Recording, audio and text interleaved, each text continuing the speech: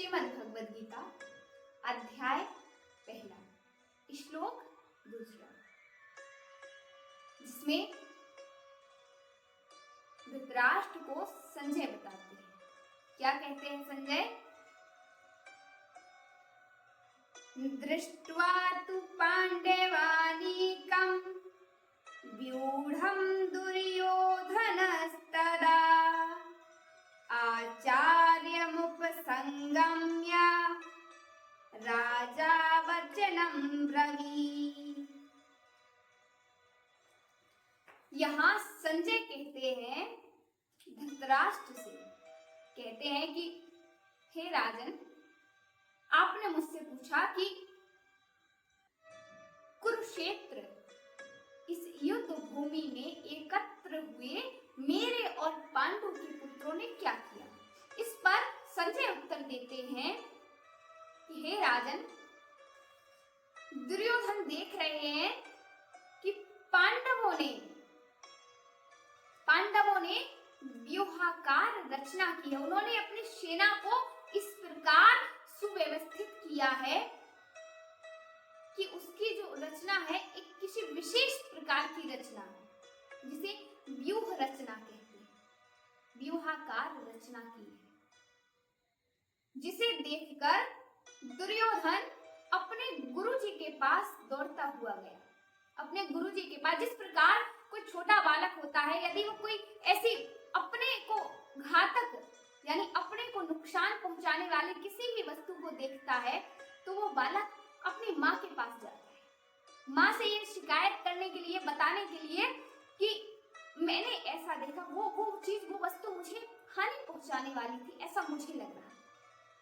वो बालक दौड़ता हुआ, बालकों की भांति दुर्योधन भी आचार्य के पास, अपने गुरुजी के पास गया और गुरुजी से कहता है, क्या कहता है?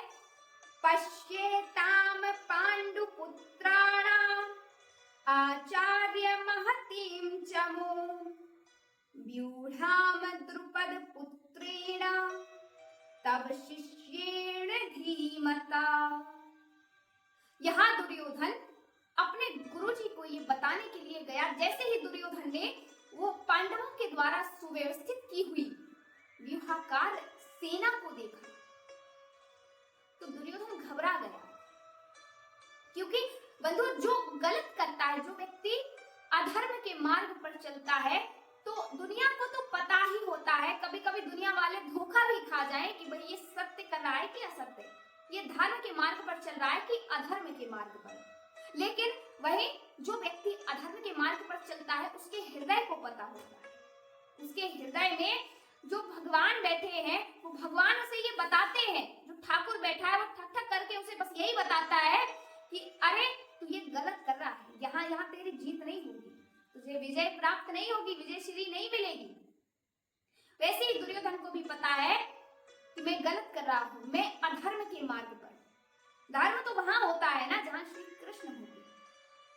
दुर्योधन डर गया, भीतर ही भीतर उसके हृदय में डर बैठ गया, लेकिन उस डर को लेकर, वो डर को छुपाते हुए अपने गुरुजी के पास गया।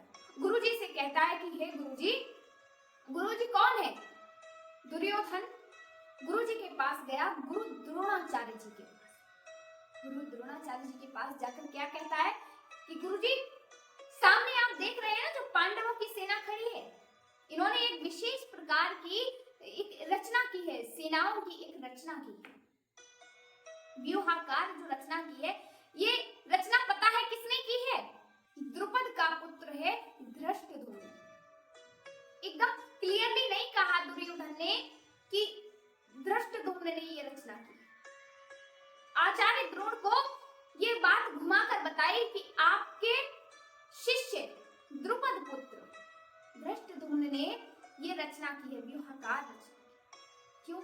दुर्योधन ने धृष्टद्युम्न के पिता का नाम क्यों लिया? क्योंकि धृष्टद्युम्न के पिता का नाम द्रुपद है और द्रुपद से आचार्य द्रोण की पुरानी मित्रता भी है और शत्रुता भी है। मित्रता और शत्रुता दोनों है। इसीलिए दुर्योधन ने, कहते हैं ना, जले पे नमक छिड़कना, दुर्योधन ने बस वही काम किया कि गुरुजी के जो मित्र हैं उनसे शत्रुता है। मित्र थे लेकिन शत्रुता है। नाम लेकर बताया ताकि गुरुजी और रोश में आ जाएं और जोश में आ जाएं और मेरी तरफ से बढ़िया युद्ध करें। अब डर तो दुर्योधन रहा है भीतर ही भीतर।